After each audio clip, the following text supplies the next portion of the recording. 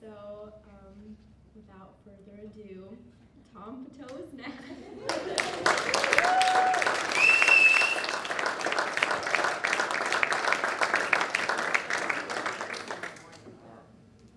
Obviously, I should have paid her more. Does she have a trophy for that? Oh, you'll see. Wow. You did much better last time, kid. Oh, good.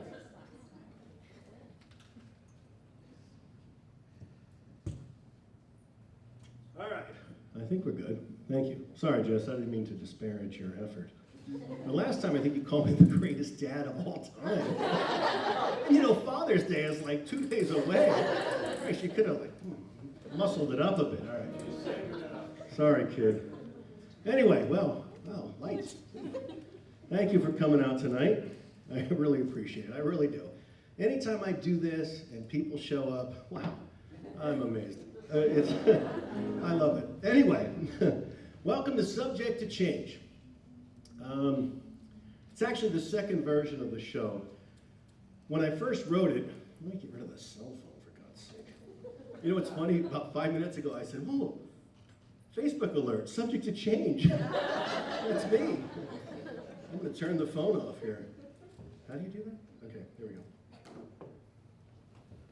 Anyway, second version of the show. The first one I did was called The Midlife Chronicles. Then I put out a new CD called Subject to Change, and I revised the show.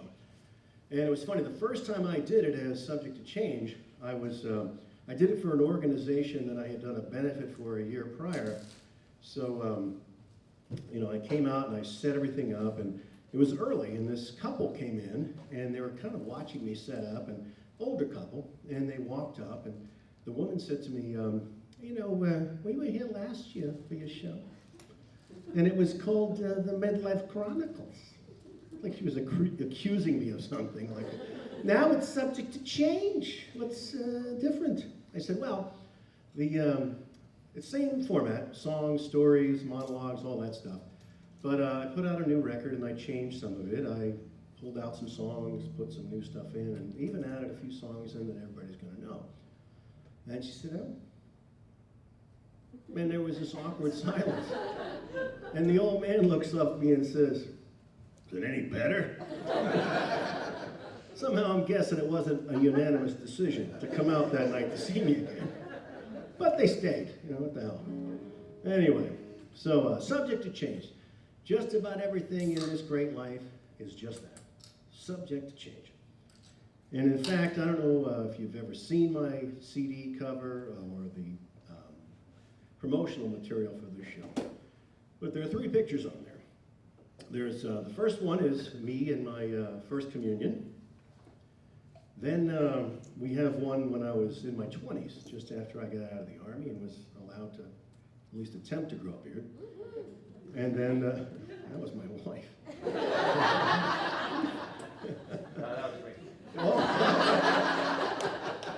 And the last one is a more current shot, about 4 or 5 years ago.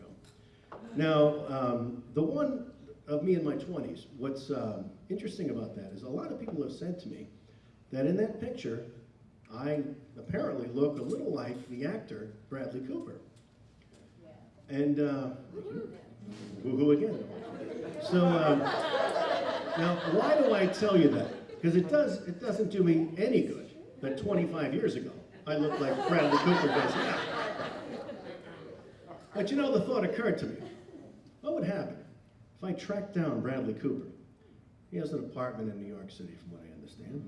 Showed up with my CD cover and said, hey, Bradley, I'm a big fan. Would you mind signing this? And have him look at it and see the look of shock and horror on his face when he realizes that this is what he's got to look forward to. Yeah, you better get those good movie roles while you can, Brad. Yeah, so anyway, speaking of change, one of the first things we all tend to notice, I've found, is as we get older, even in your 20s, you hear people talk about this. Kids these days, they grow up so differently than we did. And I went down to New Jersey, to my old neighborhood. I grew up in a suburb of New York City. A friend of mine flew in from Chicago. We grew up 2 hours away. He said, let's go down to the old neighborhood. We did. Beautiful summer day, beautiful day.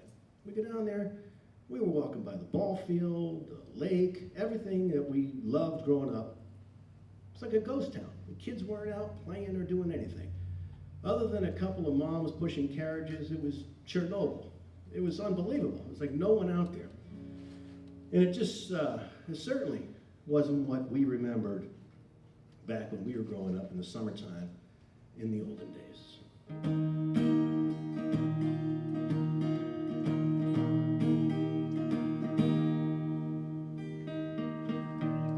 We're gonna have to edit that. What's up with that tuning, man? That's terrible. Can't take that.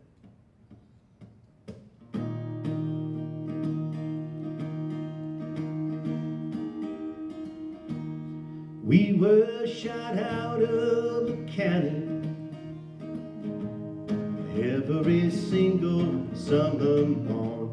Nobody knowing where we were going. As long as we were home by supper time, we'd be fine. We'd eat real fast and go back outside until the fireflies arrived. And it was time to call it a night. Hey, we were growing up in the olden days before there were play dates. Growing up in the olden days when kids could go out alone and be safe. And everything wasn't supervised and sanitized. And if you wanted a trophy, you had to win. Well, I went by my old neighborhood lake. Nobody was on the beach or swimming around on rafts. Went by the schoolyard ball field, and all I saw was dirt and grass. Hey, it's a sad, sad situation when a whole generation is tethered to their playstations. When we were growing up in the olden days, we'd rather hang outside. Growing up in the olden days, we'd get on our bikes and we'd fly. To get to school, Mama didn't drive. She'd walk, or on the bus we'd ride. Yeah, and somehow we survived.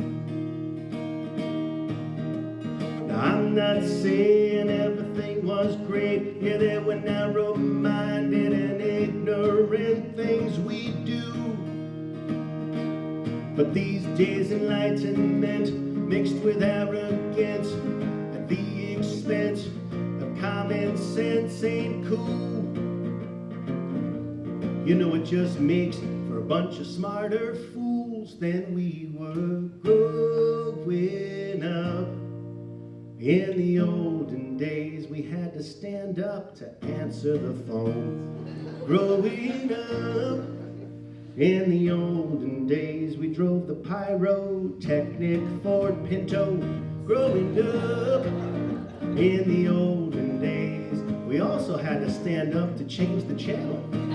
Growing up in the olden days, hey, they were in golden days, but you know they were our days. And everything does change, but one thing I wish stayed the same is that if you wanted a trophy, by God, you still had to actually win.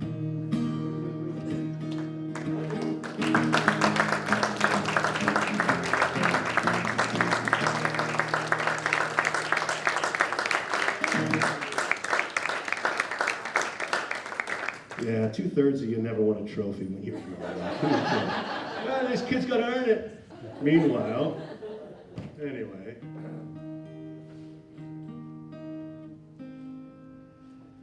All right, so let's see.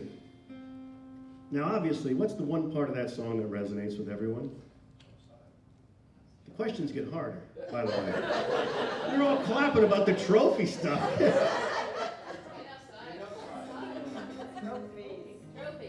Thank you, dear. Yeah, no woo, though. All right.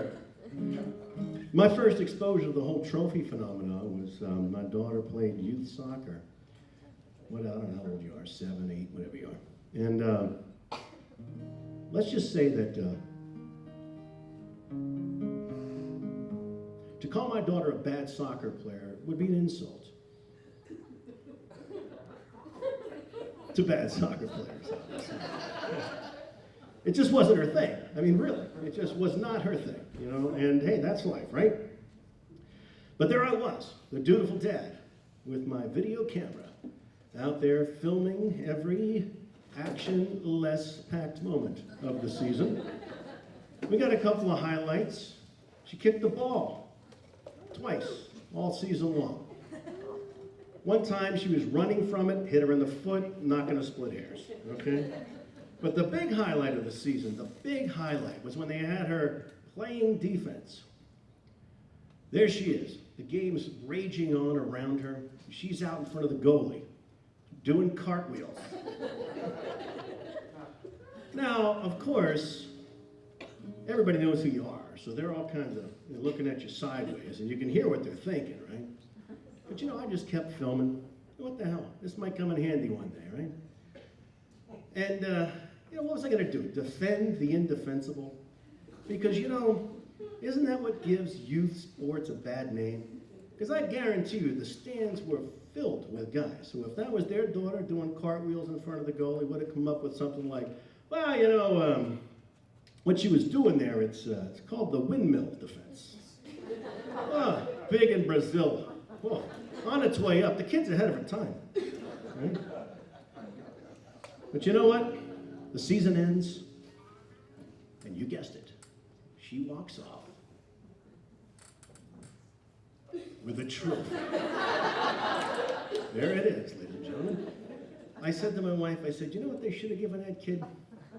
Brochures for other activities. Sorry, kid. Of course, my big worry was, what the hell was I going to do the next year if she said, Dad, I want to play soccer? Oh, jeez. I asked my father, I said, Dad, what do I tell her? Tell her she stinks. I said, Dad, I can't tell her that. He says, why not? That's what I would have told you. And he would have. Yeah, the old man, he preferred the old school approach to such things. And speaking of old school, when I was a kid, there was a guy that ran the newspaper store, the smoke shop, whatever you want to call it. Great guy, older than my father, early World War II guy, but he wasn't one of these crusty old dudes. He was an upbeat, happy guy, always made you feel like $1 million. In fact, he gave me and my friends a bit of a, I guess you'd call it an old school birds and the bees speech before we went away to college. He said, you guys, as you're going away to college, you'll be drinking your beers, having your parties. Watch out for the girls. What are you talking about, watch out for the girls? Watch out for the girls that are a little too friendly. Jackie, I'm looking for the friendly ones. No. Let me tell you something, you donkeys. Donkeys, by the way, is donkey in Jersey speak. Donkey. He says, you donkeys, he said, 1938, Patterson, New Jersey, Fireman's Fair. Yeah, I met up with a girl that was a little too friendly. Yes, I wound up with gonorrhea. It's like, what are you laughing at? Gonorrhea. It's a serious thing. I don't know what was funnier, the fact that he was calling it gonorrhea, or that he was doing this when he said it. Like it was an international symbol or something, you know? I know this is choking, but I never saw that one, you know? Jeez, you know? Yeah, an old Jack. Yeah. Here's his story, anyway.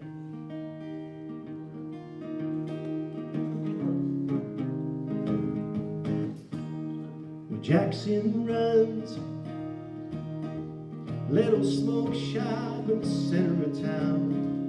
Been behind the counter since my daddy was a boy. He's always looked the same to me. Well, I stopped by the shop Around 6:15 each morn, I help her sort the papers, we shuffle through the mail, make sure the magazine racks are full. Jackie loves to talk, gives me his opinion on most everything. Over coffee I get his take on news items of the day. I leave, he shakes my hand and says, I wish you could stay. He says, keep on smiling, may the good Lord bless you, boy, until we meet again. Never quit, keep on trying, always believe there'll be better days up ahead.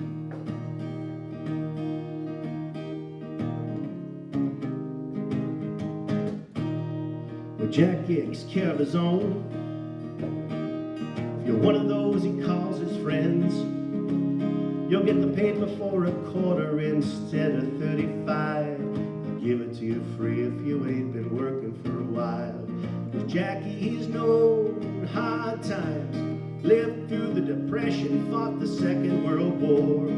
Said it taught me to be humble, to always give thanks. It taught me you never know which day might be your last. He says, keep on smiling, may the good Lord bless you, boy, until we meet again. Never quit, keep on trying, always believe there'll be better days up ahead.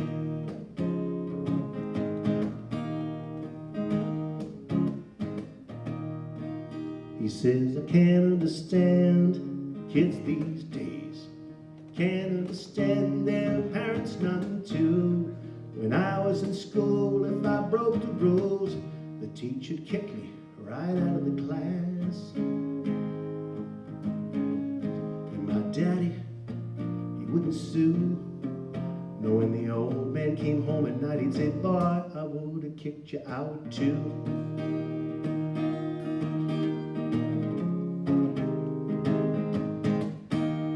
Now with every passing day, says it feels like another old friend dies or moves away. Hey, we all go south, boy, in some way, shape, or form, but they can have Miami Beach. My friends here keep me warm. He says, keep on smiling, may the good Lord bless you, boy, until we meet again. Never quit, keep on trying, always believe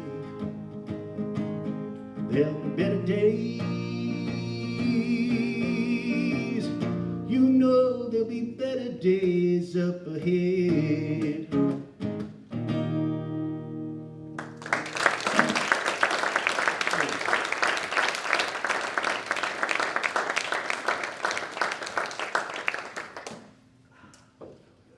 All right.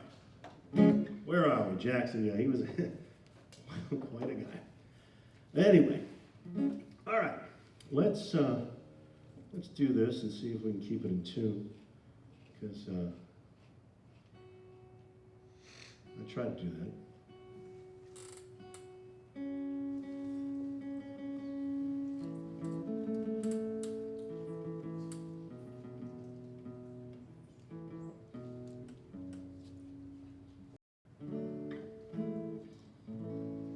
By the way, thankfully, my daughter never asked about playing soccer the next year.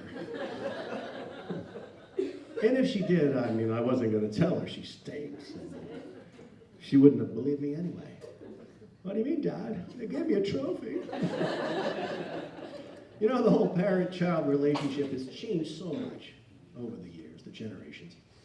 Now, do you hear people, my daughter's my best friend, my father's my best pal, my son's we go hiking. That wasn't the way it was when I was growing up. Let me tell you. My father told me once, he told me 1,000 times, usually right after he punished me, we're your parents, we're not your friends. And you know what? I was fine with that. You want to know why? Because I used to light farts with my friends. And that would have been a little awkward. Hey, Dad, bring the matches.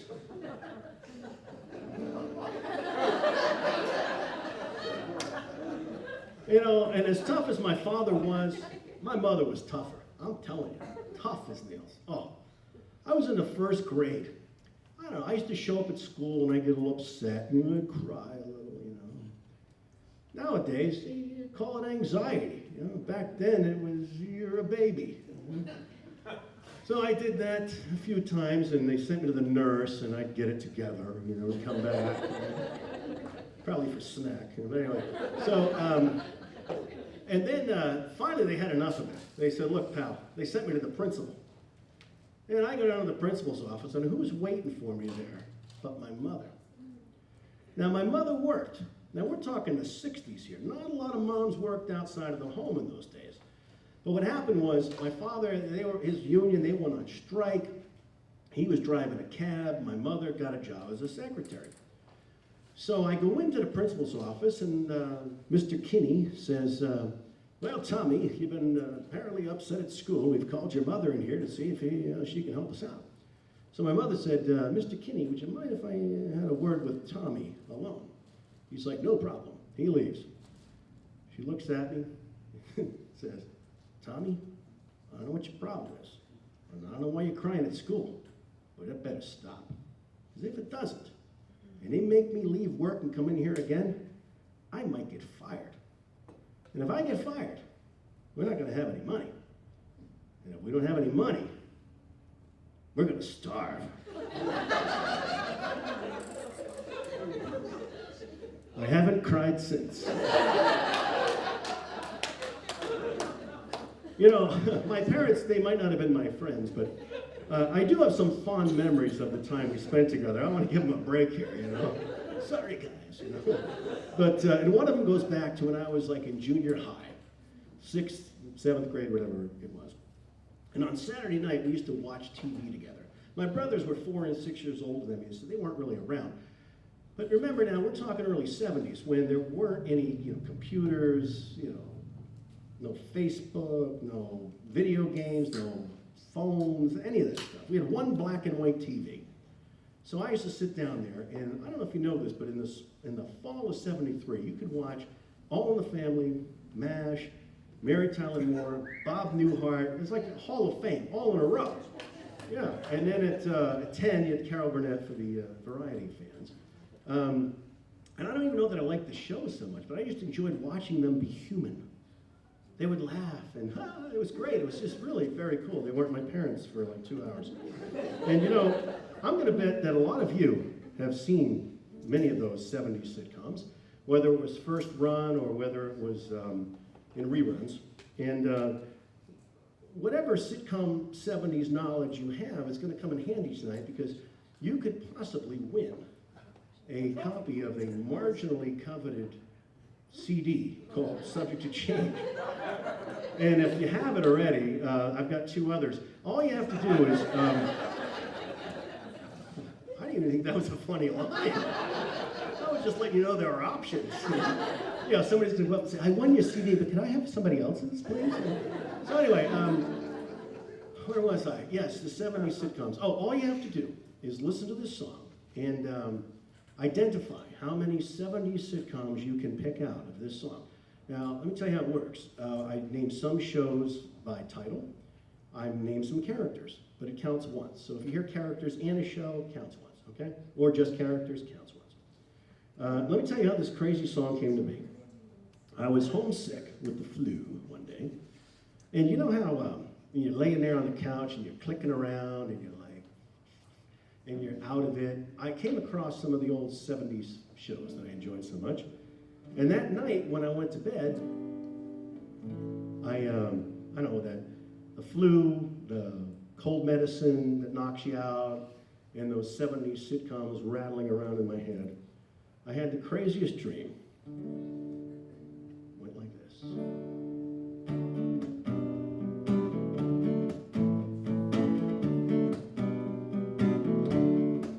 I dreamed I was at a party you never would believe, with sitcom characters from the 70s. It was now, but they look like they did then, even the ones that made the trips from hell and heaven. Radar O'Reilly showed up early. Then came Maud and Rhoda and Joe. brought Carlton to work the door. He said, welcome back to Cotter, and what's happening to rerun Dwayne and Raj.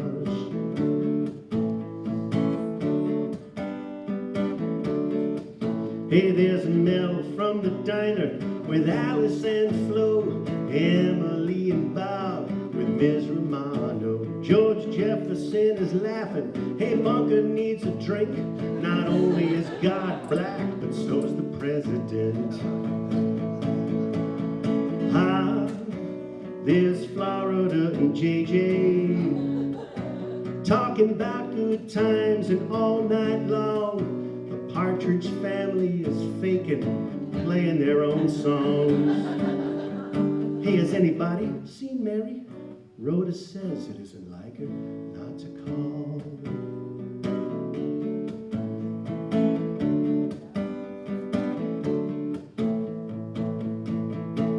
Hey, we invited Jack, Janet, and Chrissy to come and knock on our door.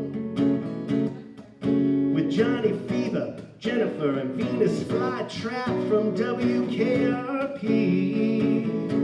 Turns out the Mod Squad was having their own party with their cool 70s cop and PI friends. Yeah, and the girls would rather try their luck with Starsky and Hutch than get chased by Horseshack, Lou, Grant Schneider, Potsy, Ralph Mouth, Woja Howitz, and that creepy little Louis De Palma.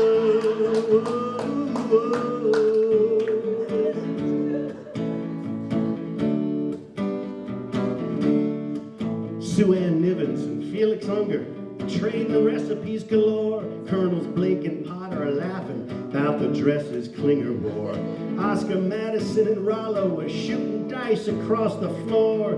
Fred Sanford, Chico, and the man are getting bored. But there's Laverne and Shirley arm in arm. We always knew their love was true, but the Fonz hanging close with the big ragu. Now what you talking about, Willis? There were different strokes for 50s folks too. Apparently there were. Tootie told me it was a fact of life. This is where it gets a little weird. Hawkeye's in the corner with Flo, and she's looking kind of miffed. I'm sorry, Flo. I didn't realize you said kiss my grits. Nobody gets that one. Well, hallelujah. Here comes Mary. Looks like she finally made it after all. We're having a ball. Mary made it after all. Happy days are here for all. Mary made it after all. Oh man, where's everybody going? I must be waking up. That's too bad. I wanted to go to that Mod Squad cop party. I heard when old Barnaby Jones would put some brandy in that milk he loved so much. Watch out, Lee Merriweather.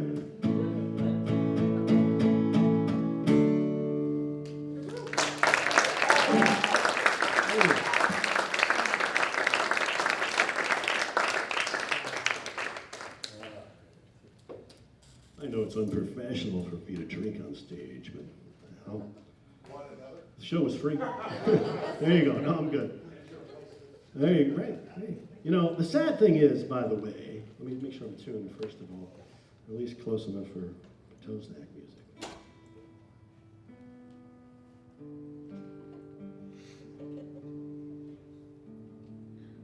Close enough. Okay.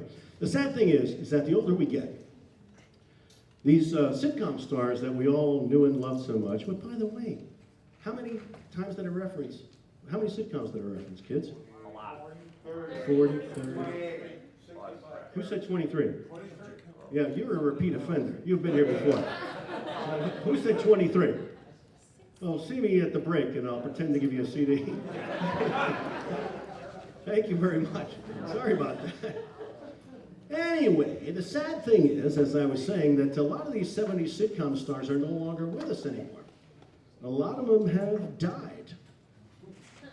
I guess I should say they passed. Do you notice no one dies anymore? Everyone passes. And I guess it sounds better, right? It's another change that took me a little getting used to. I'm not good with change. A couple years ago, I was in the mall with my cousin down in New Jersey, and he said to me, he goes, hey, you see old man Jakowski passed. I said, where? I must have missed him. When did he go by? He's like, no, you idiot, he died. I said, well, I guess he couldn't have passed now, could he?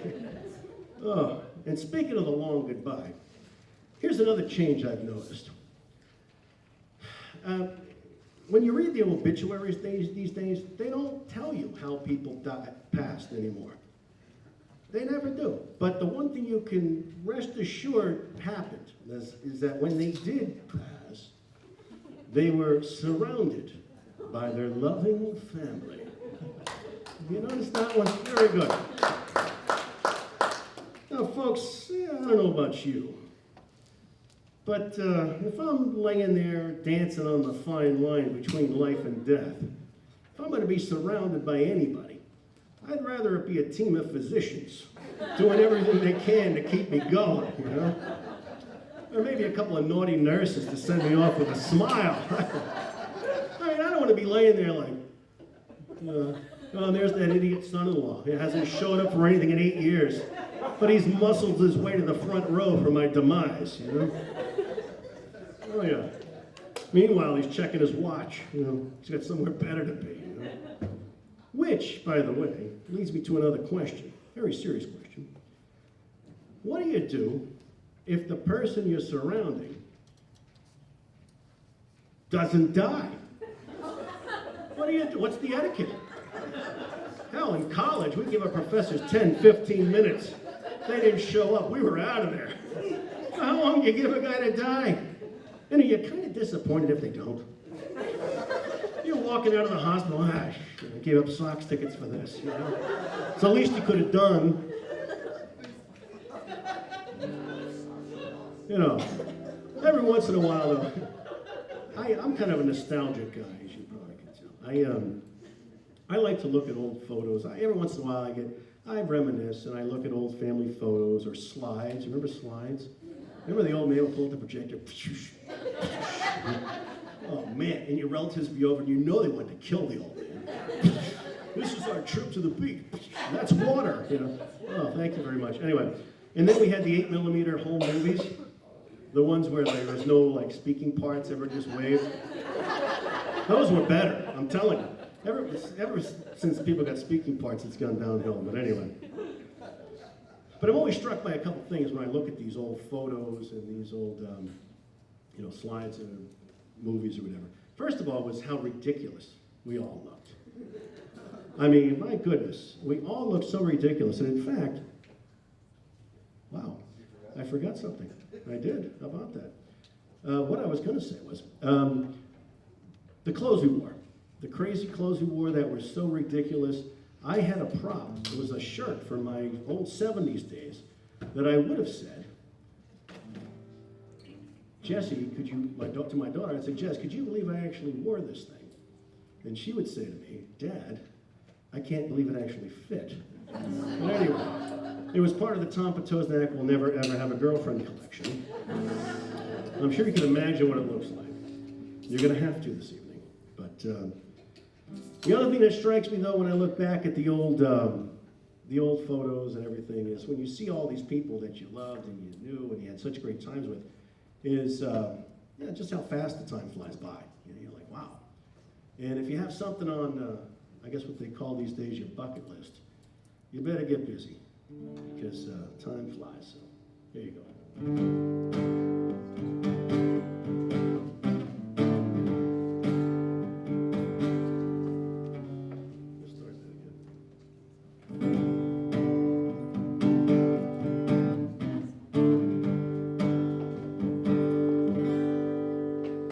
Two,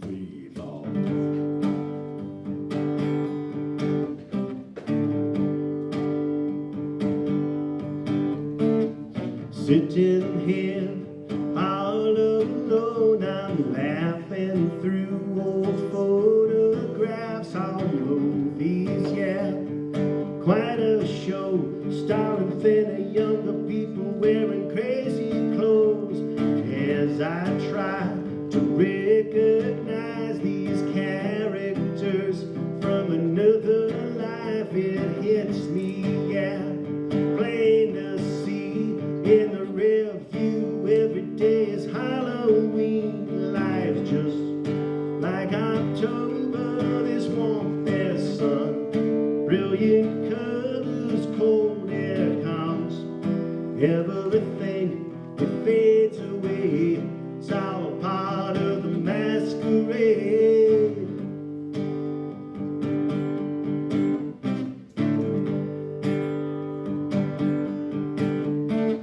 Concert t-shirts, Puma Clydes were the uniform of my time. Forgive me for thinking I was cool, another Parker wearing spoon-fed suburban fool, believing I had my own style while I was looking just like every other guy around me, coloring between the lines, painting by the numbers, keeping perfect time. Life's just like October, this warmth, there's sun, brilliant colors, cold air comes. Everything, it fades away, it's all part of the masquerade. Whoa, whoa, forever the perfect soldier. Whoa, whoa, it's feeling a little bit colder outside. Maybe it's time to get bolder before October's over. And it's too late, too late, too late.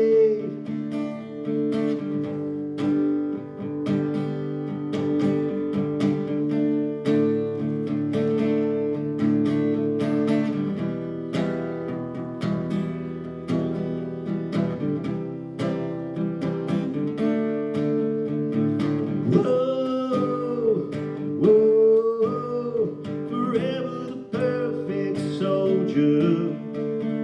Whoa, whoa, feeling a little bit colder outside. Maybe it's time to get bolder for October's over. And it's too late, too late, too late, 'cause life is just like October, there's warmth, there's sun, brilliant colors, cold air comes. Everything, it fades away, it's all part of the masquerade. November rains, December snow, the winter icy, cold wind blows. Don't wait till spring to come alive, October is the time. Hey, hey.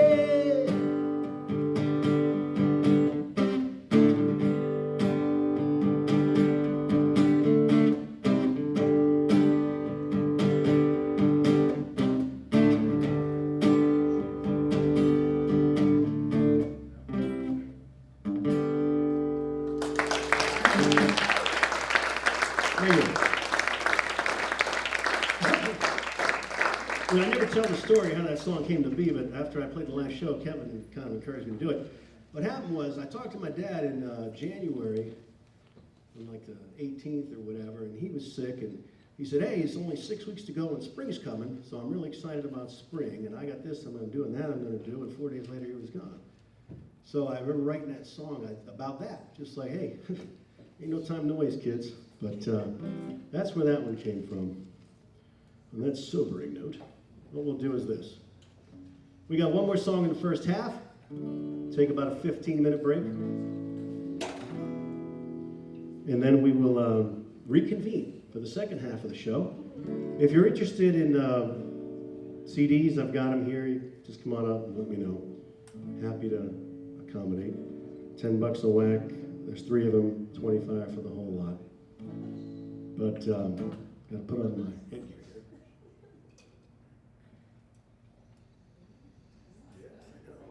Sexy.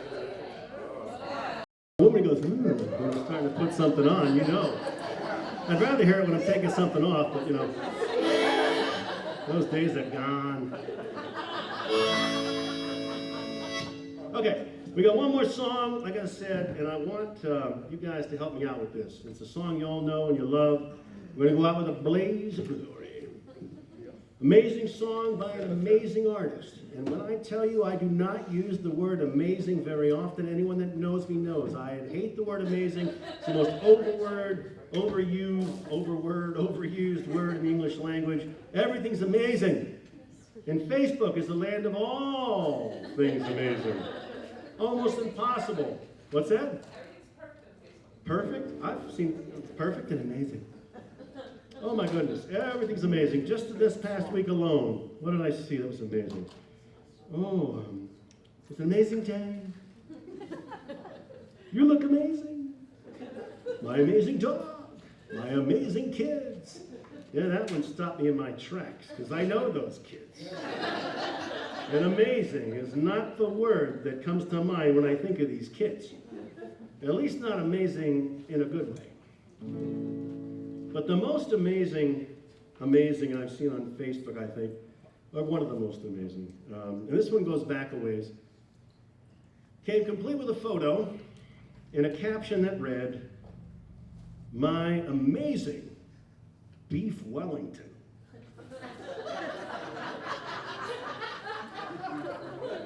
Ah, look, folks, maybe, just maybe, I set the bar a little too high. But there are very few things in this wonderful world of ours that I find to be amazing. There's a few. Growing up, as I said, as a Jersey kid right out of the New York City area, the 1969 New York Mets were amazing. Neil Armstrong walking around the moon, amazing. And that Playboy magazine I found under my father's mattress in the 5th grade. Truly amazing. Beef Wellington. Not so amazing.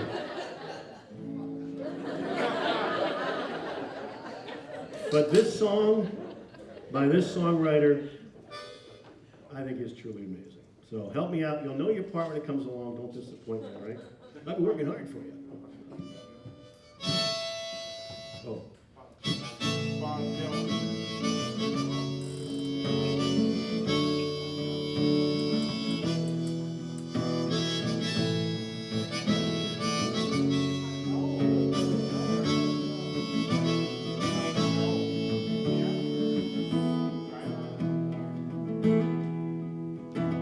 9 o'clock on a Saturday, regular crowd shovels in.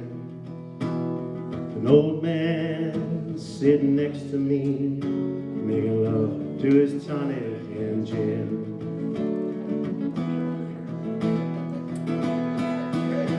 Says, son, can you play me a memory? Not really sure how it goes, but it's sad and it's sweet, and I knew it complete when I wore a younger man's clothes. La-di-da-di-di-da, la-da-di-di-da, la-da. This is your part.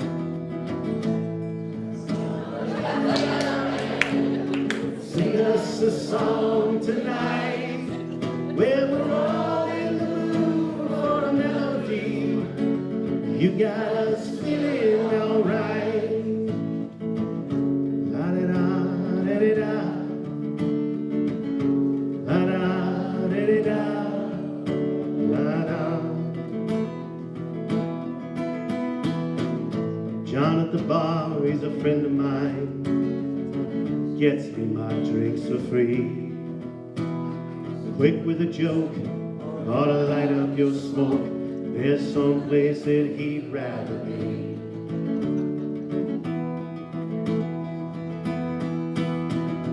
Well, I believe this is killing me as a smile ran away from his face. Well, I'm sure that I could be a movie star if I could get out of this place. La-di-da. You can do it without me. Very good. And a waitress. What are we doing here? Should we do a chorus or what should we do? What the hell is it? It's my show, right? All right. And a waitress. Now let's do it to Paul. Let's go to Paul. Paul is a real estate novelist. Never had time for a wife. Talking with Davy, still in the Navy, and probably will be for life. Ready now? We go to the waitress. And the waitress is practicing politics as the businessman slowly gets stoned. They're sharing a drink they call loneliness. It's better than drinking alone. La-di-da, di-di-da. La-da, di-di-da. La-da. Sing us a song, you're the piano man. Sing us a song tonight. Well, we're all in the mood for a melody. You got us feeling alright. It's a pretty good crowd for Saturday. The manager gives me a smile. They know it's me they've been coming to see, to forget about life for a while.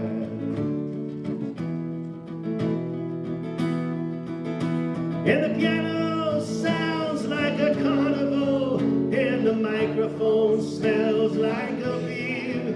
And they sit at the bar and put bread in my jar and say, man, what are you doing here? Oh,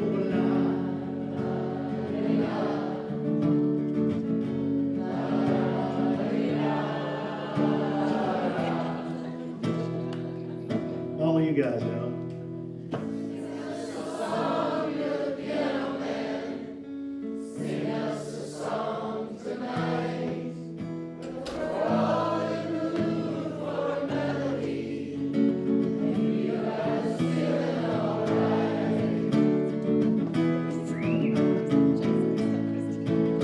One more harmonica turn. It's my big moment.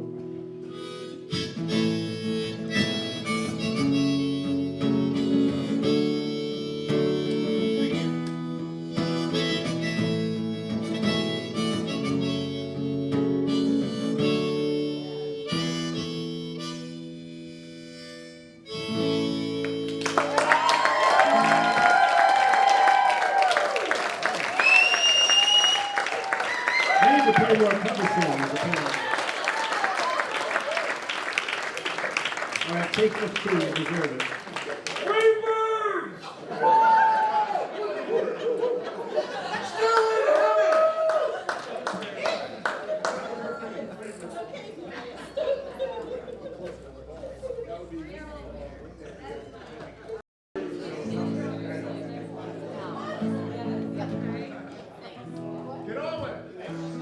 Welcome back, everybody, for the second half of our show.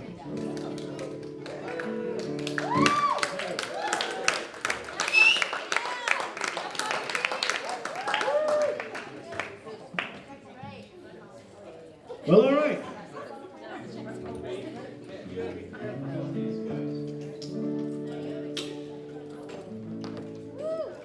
All right. Places, everyone? Thanks, Tim. I need some pictures. I just said to my daughter, take some pictures. After that introduction? Well, I'm only kidding. I swear, my daughter is a wonderful, wonderful girl. Oh, what am I going to say? Anyway, yeah. And, after the end of the first half of the show, I said, hey, Jess, how am I doing? She goes, was my introduction really that bad? I said, what the hell? No matter what you said, I was going to make fun of it. Don't you get it? Because the last time I was the greatest guy on earth or something. I was like, so, anyway. How much you got our allowance? Right. So anyway, welcome back to the second half of Subject to Change. I really do appreciate you being here. I love doing this sort of thing. I don't get to do it enough between work, between life, between all the other stuff. It's tough. I got a late start with music. I didn't learn my first chord on the guitar until I was 22 years old. And in the subsequent 30 years, I've learned a couple more. But what happened was I was inspired by the late Harry Chapin, the singer-songwriter, Taxi, Cats in the Cradle. Here we go. That's the guy, I'm telling you what, I say it all the time. I actually, and this isn't in the show, but I'm going to tell you this, that guy, he wrote a lot of story songs, and he was his performance style, I just loved it. And I just said, I want to do that. So I bought a book called How to Play the Guitar by Roger Evans, whoever the hell he is. That sounds like a food joint to me. Bob Evans, must be his brother. Anyway, so I bought that, and I started, I was down as a young lieutenant down at Fort Benning, Georgia, and I started learning the guitar. And finally, after I moved up here, it was 5 years later, I played my first gig at a place called Barringer's in Franklin, Mass., now called Coles. It's still there. And it's actually 26 years ago this week that I played that first gig. And there you go. And after I got out of the Army, I started playing music full time. My wife teaching high school. I was living the dream. I was out writing songs, playing in bars. We were kind of the poster children for that old adage that behind every guy out there trying to make a go of it as a working musician, there's a good woman paying the bills. And there was a guy in my neighborhood who was about 10, 12 years older than me. Great guy, but he was in a different phase of life. He was a guy that had a couple kids, he was working a job for a lot of years, and he absolutely lived for his 2-week vacation. I'm telling you, this guy, he'd load up the camper, he'd get that thing all out there, and he'd come back, and a couple weeks later on a Sunday, he would unload his camper, and I'd go over, and one year I went over with a couple of beers, and I said, hey, Bob, welcome back. He said, oh, so how was your trip? And, oh, it was great. But he just seemed down. And I finally said, Bob, what's wrong? He said, I got to tell you. He said, tomorrow I got to go back to work. And honestly, I will not sleep a wink tonight because I got to go back to work tomorrow. And I said, well, I didn't realize you hated your job. He says, I don't hate my job. I said, well, then what's the problem? He said, I worry. I said, what do you worry about? He said, 2 things. 1, what if, while I was gone, things went so poorly in my department that the bosses say, wow, this guy doesn't know what he's doing. What do we need him for? And they can me. I said, Bob, that's not the case. You've been there forever. And, it's not. No. Another thing. What if, while I was gone, things went so well in my department that they say, hey, this place runs fine without him. What do we need him for? And they still can me. Well, I must have given him kind of a funny look. And he's like, and he looked at me and goes, yeah. He puts his finger out like he's placing a curse on me or something. He goes, you just wait, music man. One day you'll see. I was like, okay, gotta go. Have a nice stroke. And of course, he was right, because it wasn't long before I had a real job. Here it is 25 years later or 26 years later, and I still get the vapors on a Sunday night before I got to go back to work on a Monday morning after vacation. And the weird thing is, I own the joint. Anyway.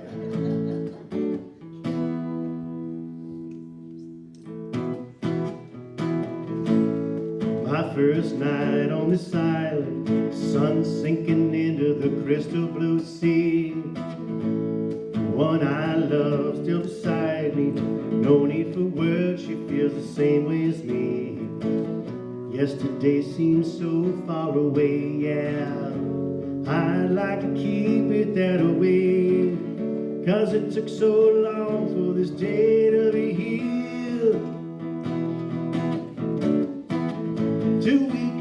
is all I get, trying to forget the stuff that dogs me the rest of the year.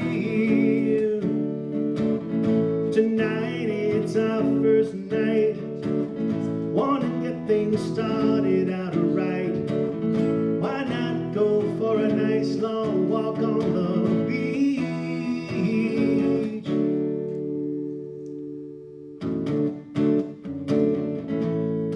You know it's gonna take me till Tuesday to finally relax, feel like I'm gone, ignoring the cell, the email, doing what I can, try to stay strong. It only takes one bad message or call to feel like I never left work at all, doing everything I can to keep my head healed, because 2 weeks is all I get to try and to forget the stuff that dogs me the rest of the year. Tonight it's a wondrous night, full moon, stars shining bright. Why not just sleep right here on the beach?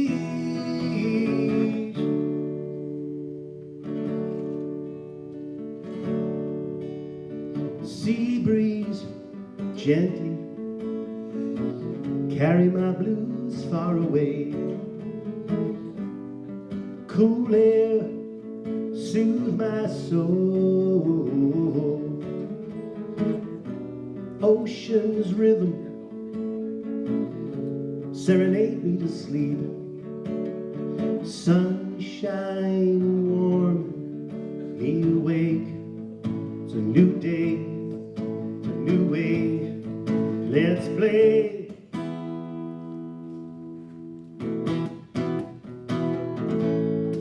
My last night on this island, heart sinking into the crystal blue sea. The one I love still beside me, no need for words, feels the same way as me.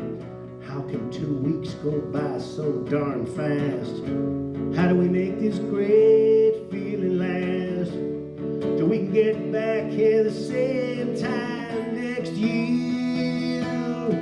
Because 2 weeks it's all I get to try and to forget the stuff that dogs me the rest of the year.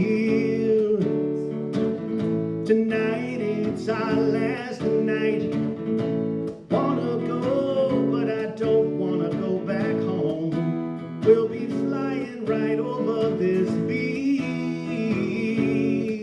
because 2 weeks it's all I get to try and to forget the stuff that dogs me the rest of the year.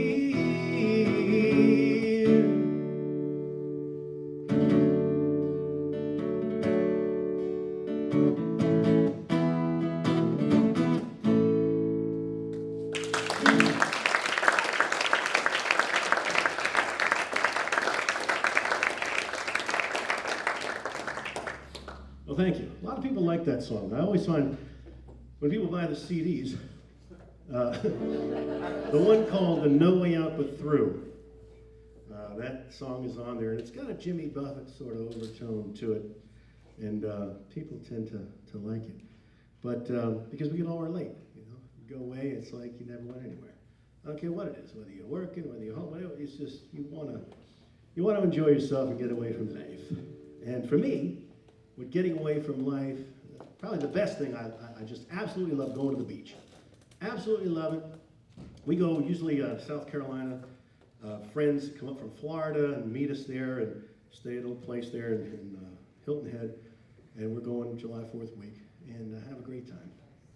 And I love it when you go there. You know, you're on the beach. We got this place there, and you go out and you stake your little piece of ground. You know, your little piece of beach that you're going to be there the rest of the week, and you start people watching, and that's it. That's the best, you know. You know, a couple years back, I tell the story a lot, but boy, within 10 minutes, first day on the beach, this couple comes on the beach, and this guy was so unbelievably hairy. You know, we've all been there, but this was like this. Hello, Discovery Channel. Send the film crew. I mean, and meanwhile, the missus, she's got herself one of those oversized t-shirts on. And a couple minutes later, she peels that thing off, and she's got a set of armpit gardens on. Or as my cousin calls them, chia pits. And her legs were hairier than mine. I said to my buddy, I said, man, we better hop in the ocean before those two get in there and soak it all up. These two could rent themselves to FEMA for flood control or something, you know? I think they bathed in Miracle Grow. All their problem was. Oh, yeah. And then you got the guys out there with the third trimester beer guts who insist on wearing the Speedos. Oh. When I was a kid growing up in Jersey, hanging around down the shore, we had a name for these guys. We called them Canadians. I don't know what their problem is, but I'll tell you what, they love Wildwood, New Jersey. I don't know if there's a grape smugglers convention going on down there or what, but they all showed up in uniform, you know? We were like, for God's sakes, Claude, just because you haven't seen it in 14 years doesn't mean we should have to. Hey, look, I realize that I'm probably the last person on the planet that should cast aspersions where beach appearance is concerned. But I like to think fully clothed that I'm not a full-blown gargoyle, you know.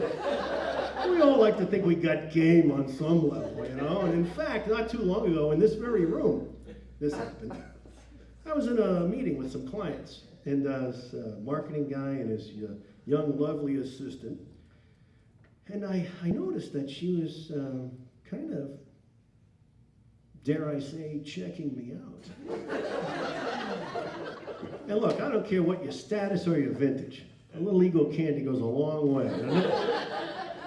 Well, the meeting ends, say our farewells, I'm walking tall.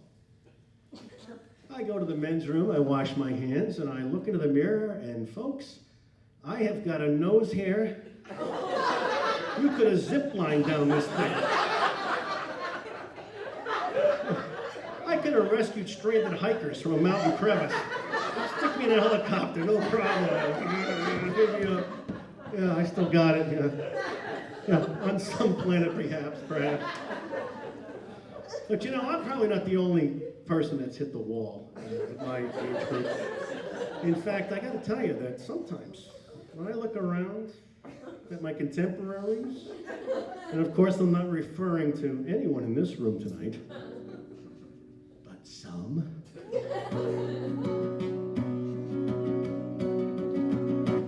People my age have started looking gross.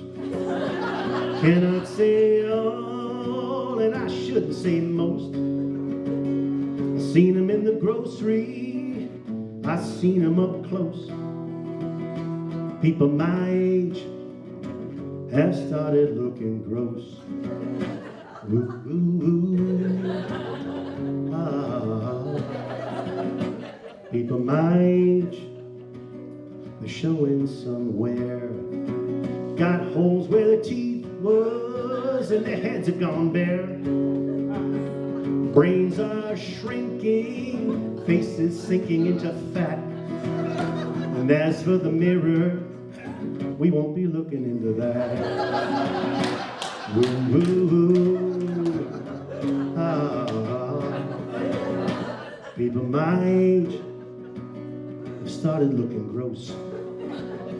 Not in Colorado or up the Silicon Coast.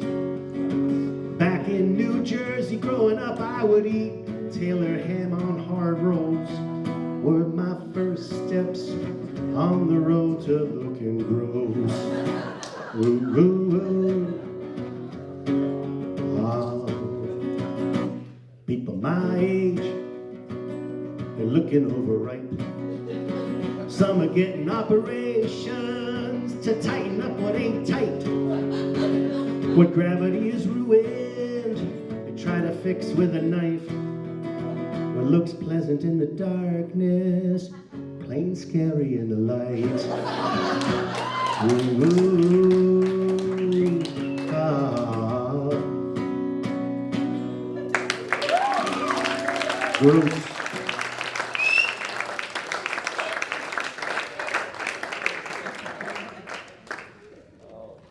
Wow, yeah. By the by, I have to say that you got to work real hard not to look at anybody in the audience when you sing that. Because if you do, well, you've got a problem. Yep. Thank God for all these lights. No mirror either. What was that? No mirror either. No mirror? Oh. Oh, believe me. All right, kids. Truth is, honest to God though, really, I think these days, people tend to look a hell of a lot better as they get older now as compared to the way they did years ago. We tend to be more active, exercise more, just do a lot more. You know, we go to the doctor once in a while, we try to eat right. And then, of course, there's Botox and plastic surgery. Hey, you know, whatever it takes, right? In fact, speaking of plastic surgery, my aunt, that's what we call them in Jersey, is aunts, not aunts. My aunt, she was turning 70 a few years ago. And, you know, when people hit these milestone birthdays anymore, especially the O birthdays, 40, 50, 60, whatever, they want to do something special for themselves. I understand completely. They, well, you know. So she was for the longest time saying, I don't know, I'm going to do something good for myself on my 70th birthday. So she finally figured it out, and she said to my uncle, she said, Ed, I finally know what I want for my 70th birthday. And he said, what do you want? She said, I want a boob job. He said, a boob job? He goes, that's like putting new windows on a haunted house.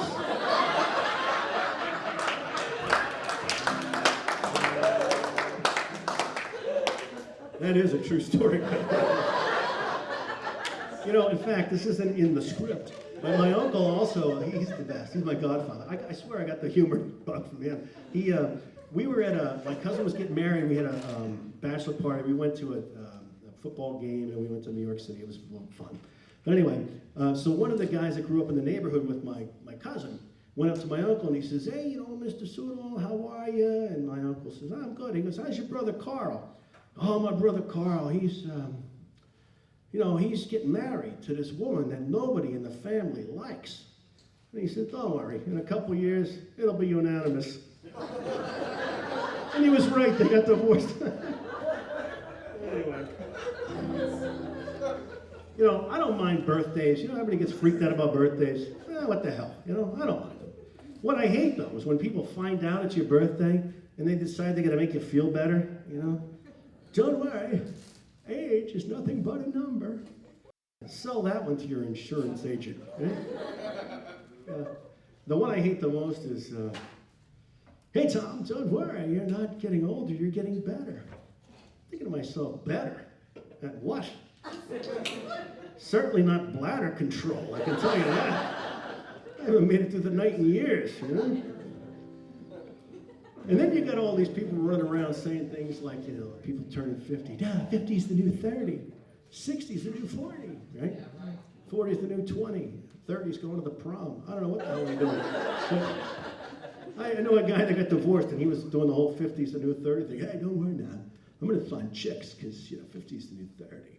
We're like, okay. We went out for a couple beers after work. I said, hey, here's a nice 30-year-old at the end of the bar. You know, work your magic. Hey, no problem. What's that? Well, you're gonna find out. So he saunters on up. He's strikes up a conversation, and what he thought was the perfect moment says, well, I may be a little older, but we should get together one day because, 50 is the new 30. And she looked at him and said, well, sir, in my world, 30 is 30, and 50 is creepy. And with that, she fled. Anyway, well, we all have our decades that we grew up in. If you're a child of the 80s, you're in your 40s. Child of the 70s, you're in your 50s. And of course, if you're a child of the 60s, you're in your 60s. And if you're in any of those decades, this song's for you. If you're in your 20s, 30s, or 70s, you're out of luck. But I hope you enjoyed the song. Anyway, how long was it going to make this thing? The record, the Edmund Fitzgerald over here? Anyway, but the truth is, no matter how old you are, It's your neck of the woods. yeah, there you go. It wasn't that long ago that you couldn't even begin to fathom being the age you're at now. Think about it now. Just stop for a second. Could you imagine that? Like, holy shit, no way, And whatever age that is, I guarantee you, it's a heck of a lot younger now. You think of it as a heck of a lot younger now than it was back in those days.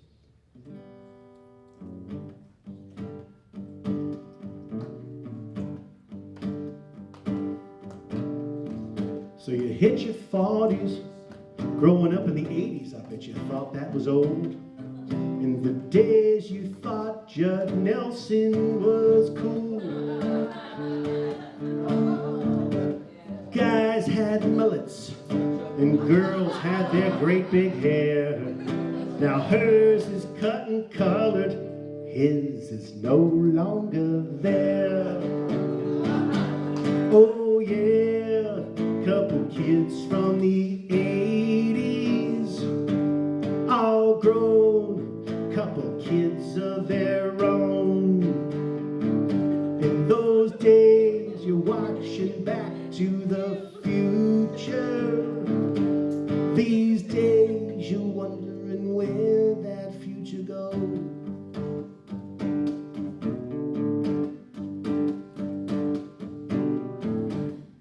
You hit your 50s. Growing up in the 70s, I bet you thought that was old. In the days you thought the pet rock was cool.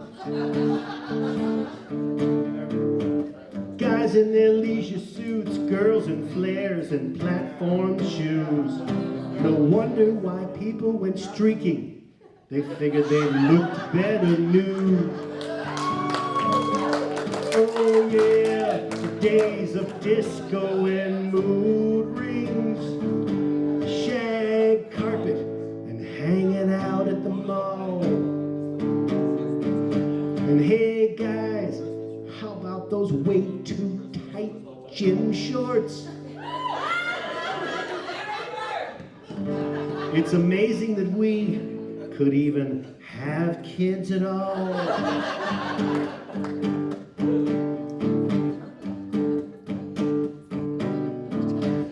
Well, if you're hitting your 60s out there, remember back in those days when you thought that was old? You're absolutely right. You're getting old. But kids in the 60s, they had Kennedy, King, civil rights, Vietnam. Compared to the younger ones, you had some tough stuff going on. But oh yeah, you had the Doors and the Beatles, Hendrix, the Who, and the pre-fossilized Rolling Stones. The Summer of Love, Tiny Tim, and the Monkees. Did I just say Tiny Tim? Well, I guess you can't win them all. I hate to rub it in 60-year-olds, but you know what? When you were born, Eisenhower was president. Elvis was still just a pup. Back in those days, Beatles were just bugs. Men were men and dames were dames. So who would have guessed all along J. Edgar Hoover was wearing chiffon?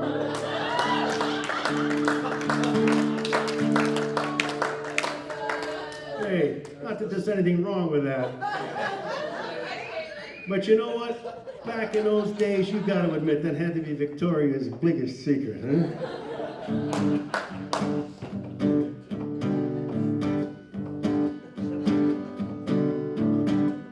You know, getting older, it ain't all that bad. At least it beats the alternative. So blow out those candles and never shed a tear.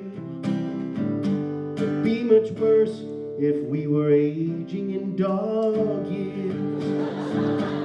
Oh yeah, now you can work hard to look younger. Go to the gym, you can lift, nip and tuck. As for me, it's just way too much trouble. And the ladies, they tell me for my age, I look mighty fine. Of course, they all think I'm 73.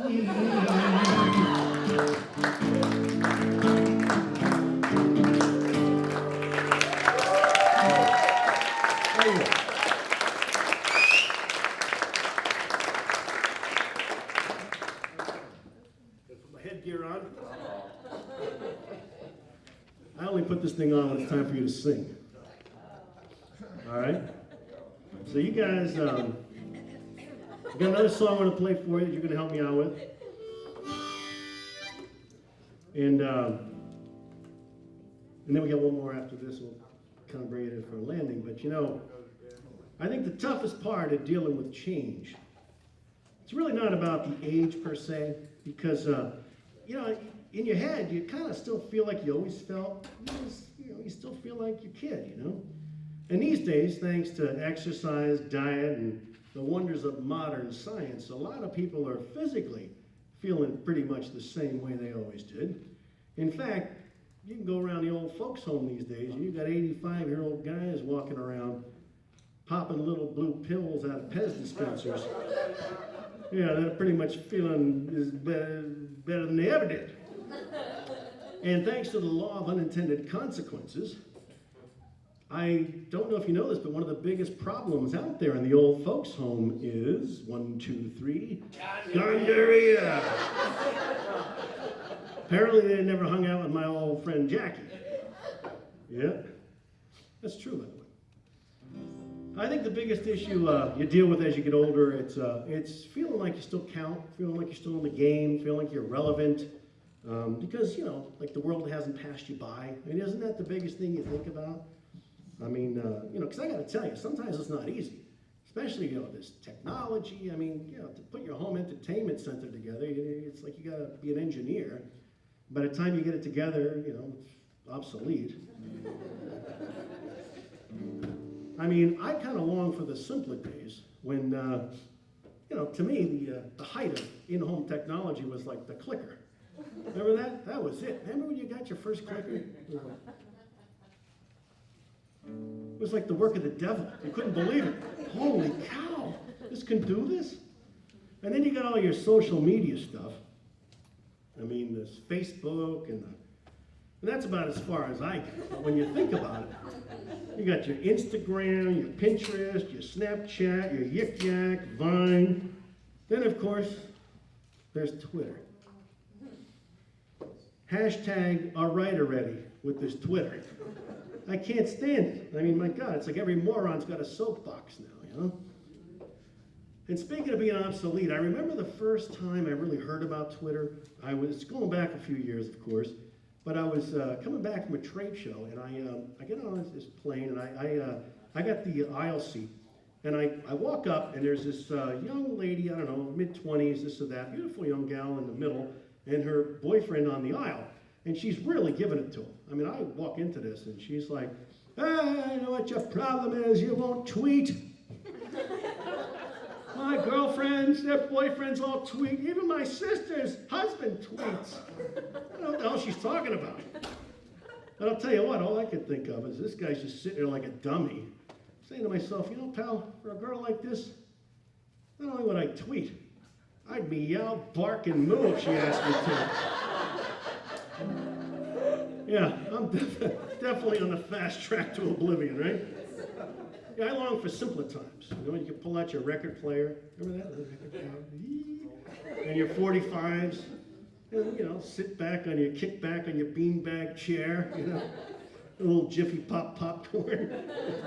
And just listen to a great song like this one that you're all going to help me out with, another amazing song by another amazing songwriter. You ready? You guys are going to kill this one, ready? I bet you never heard this song played with a harmonica, by the way. And you will only hear it ever played by the harmonica again if you're a repeat offender and you decide to come back.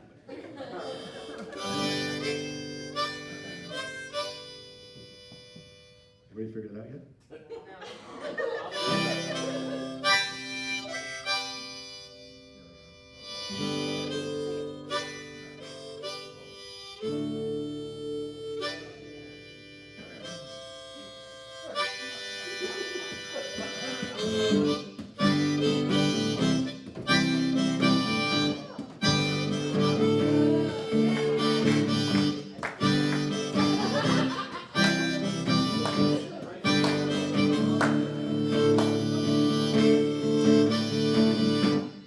Hey, where did we go?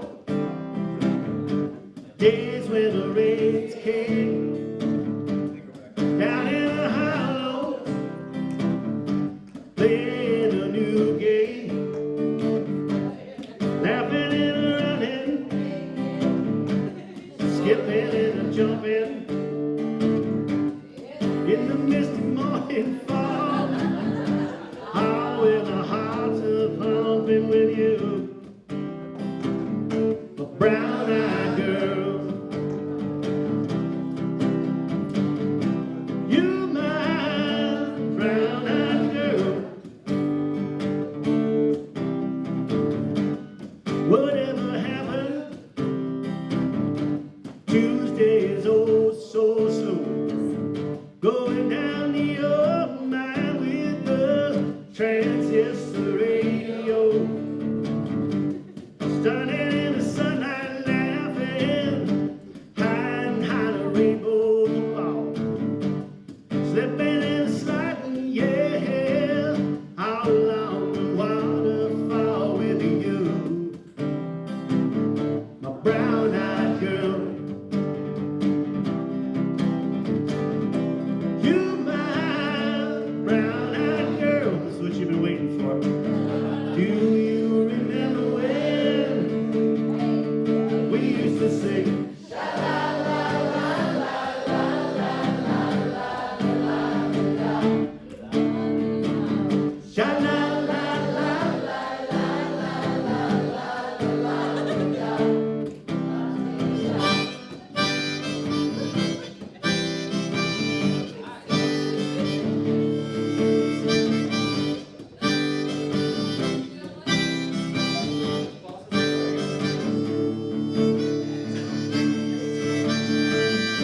So hard to find my way now that I'm on my own. Thought about it just the other day. Now when the time has gone, cast my memory back that long. Sometime I'm overcome thinking about making love in the green grass behind the stadium with you, my brown-eyed girl.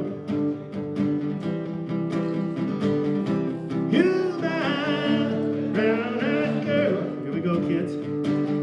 Do you remember when we used to sing? Sha-la-la-la-la-la-la-la-la-la-la-la.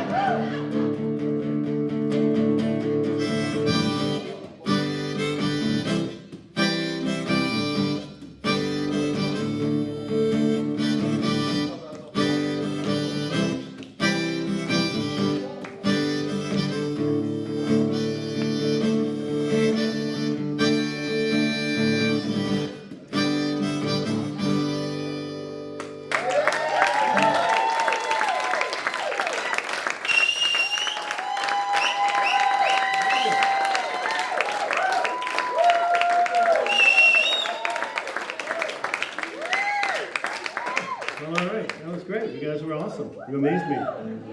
And we do have another amazing thing coming. All right, we ready for this one? Before I play the last song of Subject to Change, I've got... Well, maybe if you're not real nice, I'll play songs you know after this. You seem to like those. Anyway, just kidding. You've been very, very nice. But I do have one more Facebook pet peeve for you. And apologies in advance because I only have one swear word in this whole show. And I'm about to. So everybody hang on your chairs, kids. And why is it that people feel the need to say happy birthday or happy anniversary to their significant other on Facebook? Why? Call me old-fashioned, but whatever happened to waking up, rolling over with your best dragon breath and saying, happy birthday, honey?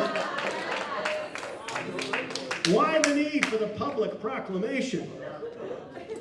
And they're always written in such flowery prose. Happy birthday to my loving, wonderful, caring, best friend, Joe. Now, come on, Toots. Who are you kidding? We all know Joe's an asshole, all right? No need to embarrass yourself by trying to convince us otherwise. You're better than that. I'm not kidding you. I look at him like, oh, geez, no, don't say that. Oh, anyway. In fact, 1 week ago today, I'm not kidding, I just love trolling Facebook for material. I'm like, 1 week ago today, I kid you not, I'm at work. I own the joint, what the hell, I'm on Facebook, right? Not that I don't catch you on there either. She's posting stuff. Hey, I'm like, do you realize, like, anyway. So, I read this one. Happy anniversary to my husband. I'm not kidding you. Simply the most amazing man in the world. The most amazing man in the world. That's quite a guy. But he is nothing compared to the guy that I read a happy birthday post about a couple of months ago. And I kid you not, this is for real. Happy birthday to my Ryan. One of the most amazing humans ever to exist.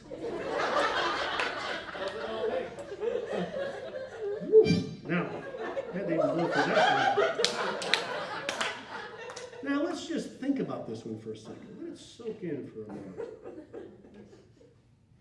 Aristotle. Shakespeare. Einstein. Ryan.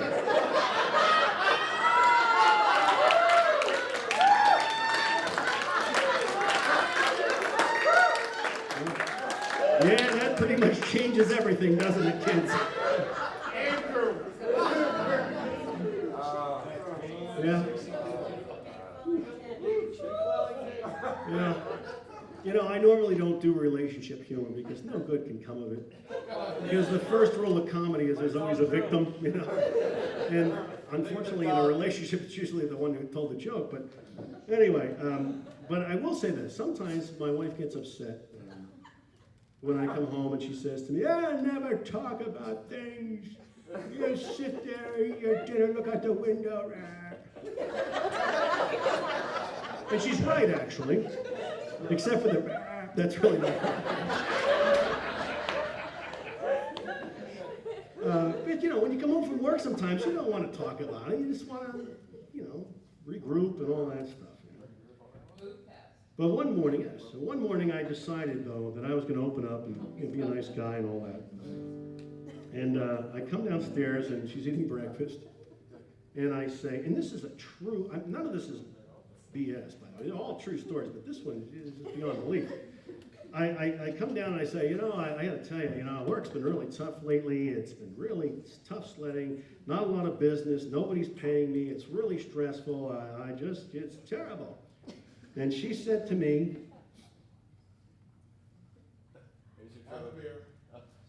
you know this Mueslix, good cereal. A lot of fiber. Okay. So here I am, emptying a vein, lamenting the fact that I feel like my life is going in the crapper. And she's extolling the virtues of a product that makes you go to the crapper. Oh well, time to call it a night for this show anyway. And yes, it's true that most things in this great life are subject to change. And that's the whole thing about the show. Growing up, growing older, things change, let's deal with it, have a lot of laughs with it. But the truth is, in the end, I think it's really the things that remain the same that mean the most to you. You know, whether it's old friends, true love, family, faith, hope, and something bigger than yourself. And when I started this show, I started it with a song that was written about a trip to my hometown, and I'm going to end it the same way. But sadly, this trip was under different circumstances. But sometimes that's what helps give you some perspective and makes you appreciate the life that you got. So I want to thank you for being here tonight, because nights like this, believe me, they mean the world to me. Between the work and all the stuff you do, this is what I love. So I thank you for that, and it was great sharing with you. So let's try this.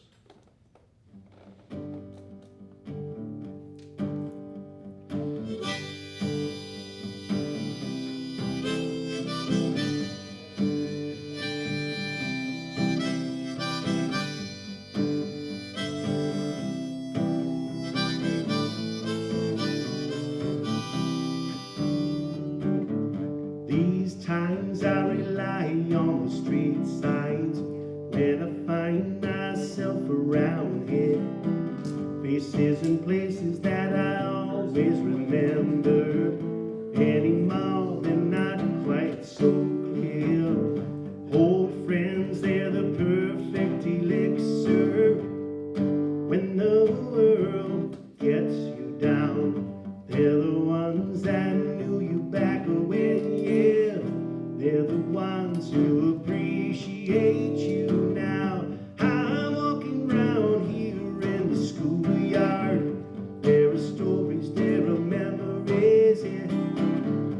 All of us have our different recollections. Every one of them is subject to change.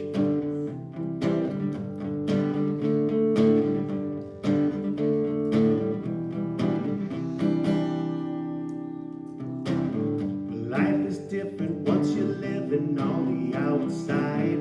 In school days, yeah, they're a distant dream. There are times I wish that I was back there, but there are people who were counting on me. And true love, it's the perfect elixir. When the world knocks you down, knowing, yeah, that there's a bigger reason. Well, it'll keep you hanging around. I'm walking around here in the backyard. There are stories, there are memories,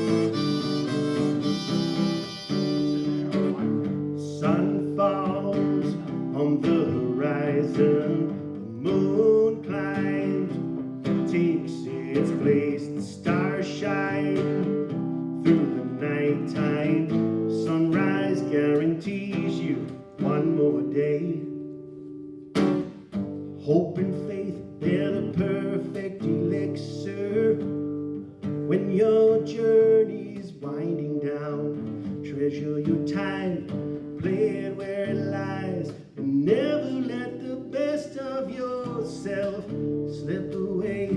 I'm walking round here on the back of 9. There are stories, there are memories here. One life, never-ending recollections. Every one of them is subject to change. Subject to change. Memories are subject to change, but some things are not subject to change. Like your old friends, they always remain. True love always remains. Hope and faith always remains. Always remains.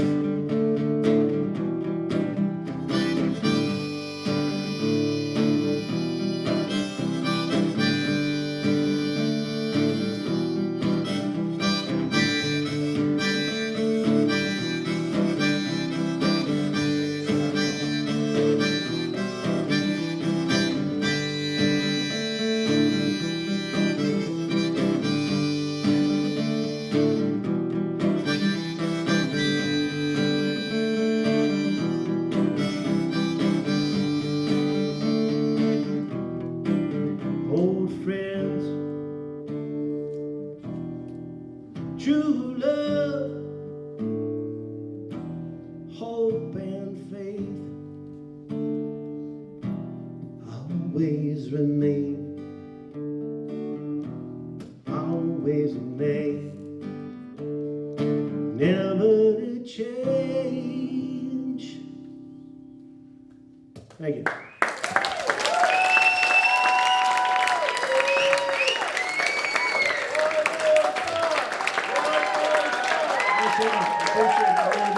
Thank you. Thanks for coming out. Everything. Ladies and gentlemen, thank you. Thank you. Thank you. Thank you. All right, I'll play a song. I don't know what I'm going to do here.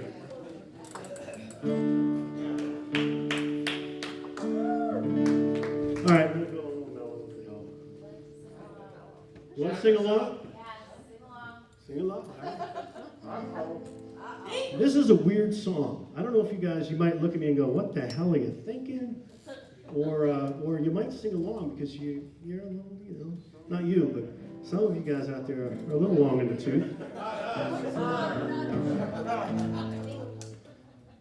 Remember Rick Nelson?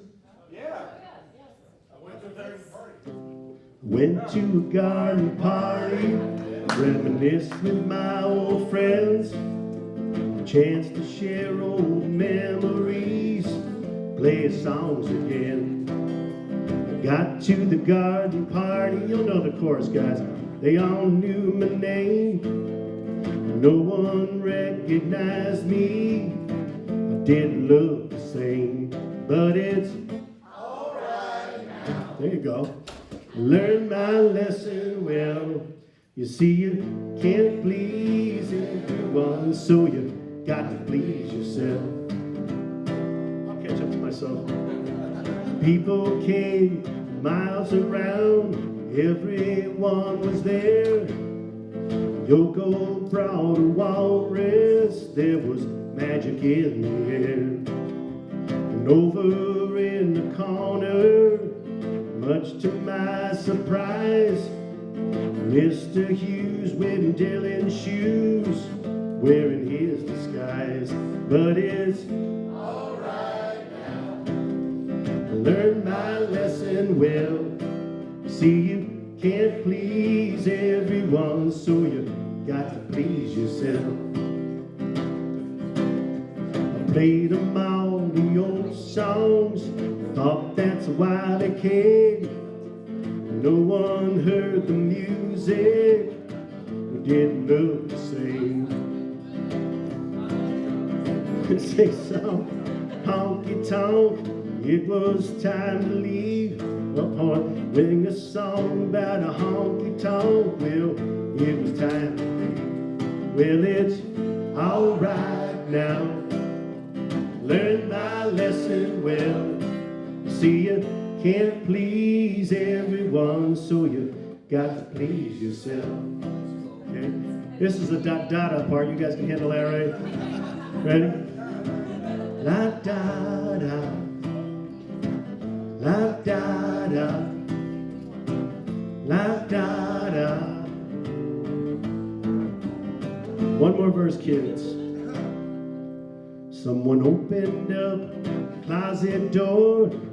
Out stepped Johnny B. Good, playing a song like a ringing a bell, looking like you should. You gotta play at garden parties. I wish you a lot of luck. Memories were all I sang. I don't get it, please yourself. I'd rather drive a truck. Well, it's all right now. Everybody, learn my lesson well.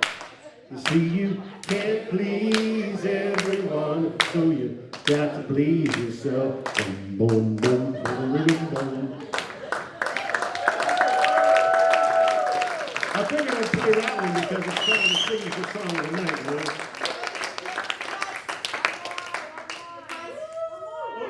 We can request it, I don't know. Huh? Oh, Bud Draft Billy? All right, I'm going to play Bud Draft Billy. A new and original. Right. A new and original song called Bud Draft Billy coming at you right now. All right, Bud Draft Billy.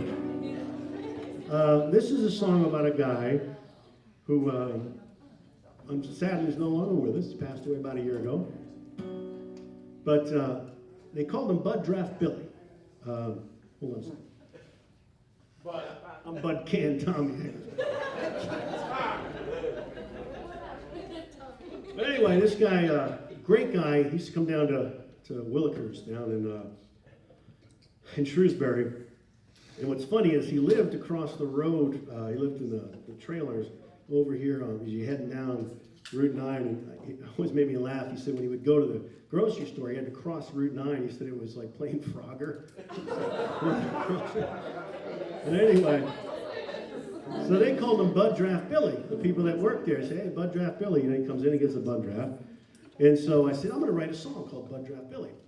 And 5 years later. well, you know what? It's been finished. I told you it would be done a year, and it has. But anyway, so I was talking to him on a Thursday about Bud Draft Billy. I said, look, I need a little more material. Let's talk. And we were sitting outside, and he gave me a little more material. And unfortunately, 2 days later, bye-bye Billy. And so I finally finished the song, and I want to play it for you tonight because there's some people here tonight that are good friends and fans from Willikers, and I appreciate them coming out to a lot of the shows. So here's a song about Bud Draft Billy.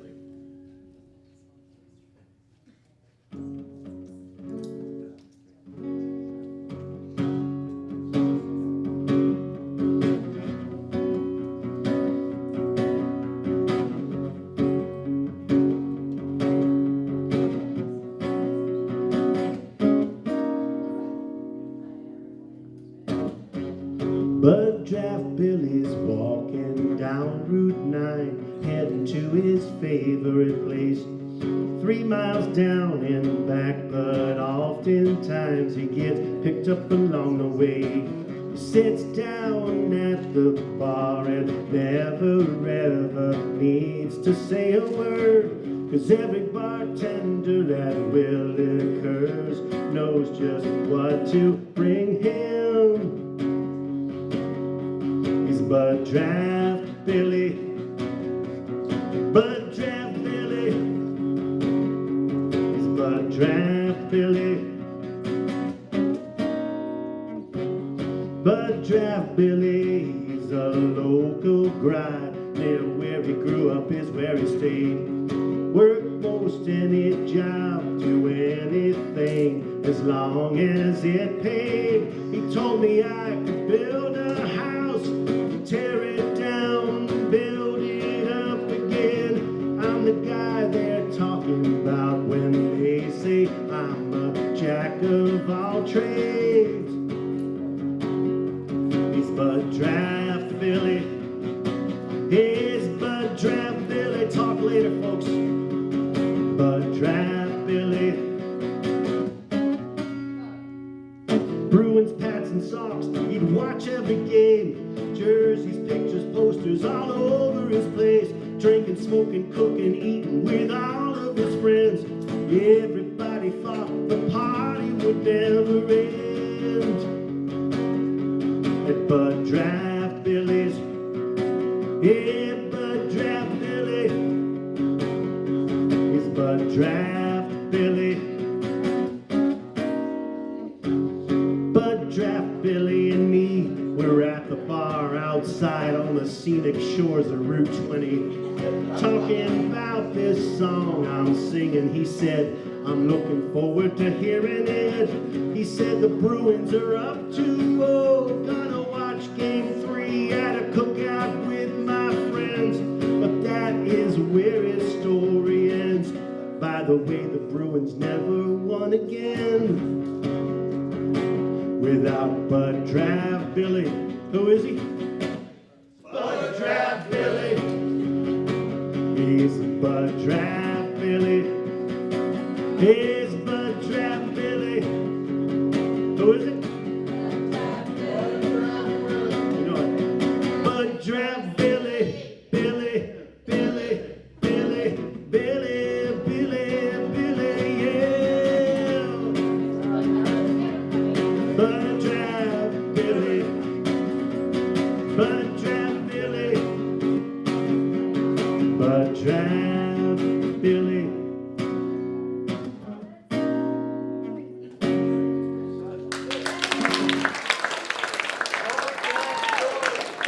That's right. All right, I'm gonna play a song to please myself. Kind of like Garden Party. Was supposed to please myself. I told you I'm a Jersey guy. You guys can sing along if you like, or you can just watch. Whatever you want to do. We don't like to watch. It ain't pretty. This song kind of defines my growing up in the 70s. Thanks for coming out tonight. We'll play this song and we'll hang out and have a beer too, whatever you want to do. But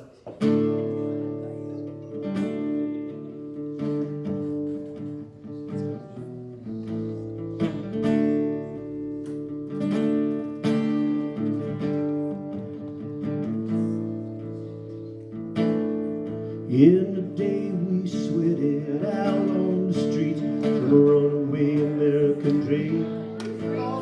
Night we ride through mansions of glory, suicide machines, sprung from cages on Highway 9, chrome wheel, fuel injected, stepping out over the line. You gotta do better than that. All right, wait a while. Good God, you make me sing it along again. Sprung from cages on Highway 9, chrome wheel, fuel injected, stepping out over the line.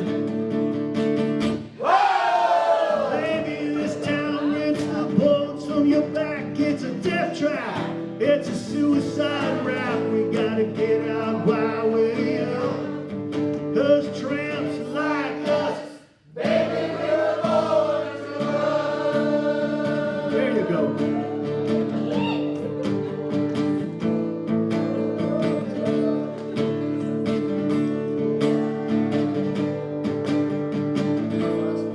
Wendy, let me in. I wanna be your friend. I wanna guard your dreams and visions. Just wrap your legs round these velvet rims and strap your hands across my engines. Together we could break this trap. We'll run till we drop. Baby, we'll never go back. Then you won't put me out on the wire. 'Cause baby, I'm just a scared, lonely rider, and I gotta know how it feels. I wanna know if love is wild, wanna know if love is real. Oh, can you show me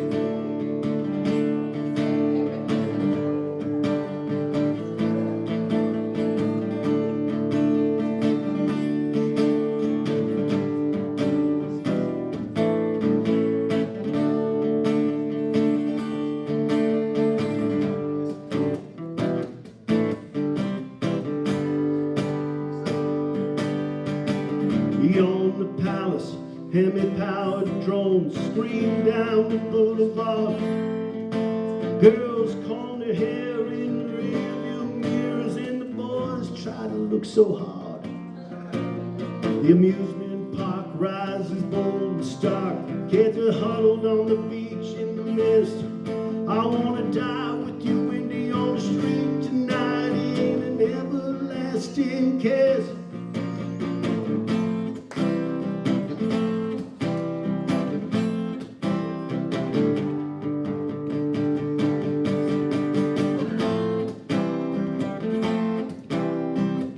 Let's try this.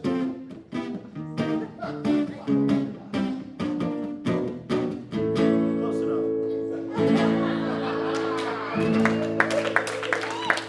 You guys gotta count off 1, 2, 3, 4 for me. Ready? Let's do this. Highways jammed with broken heroes on a last chance power drive. Everybody's out on the road tonight, but there's no place left to hide.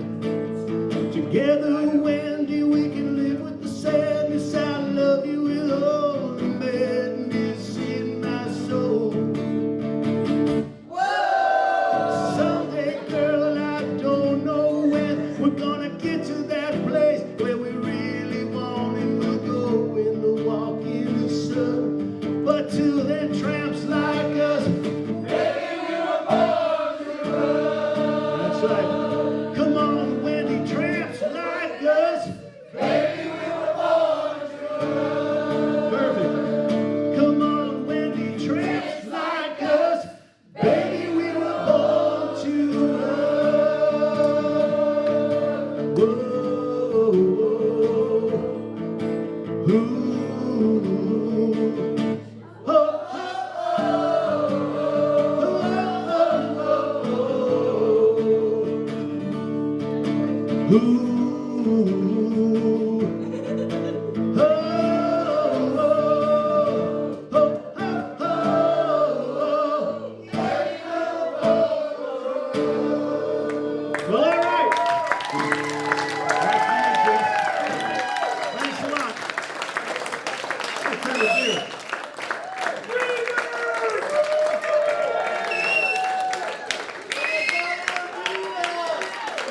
Thank you, guys. Really, thank you very much.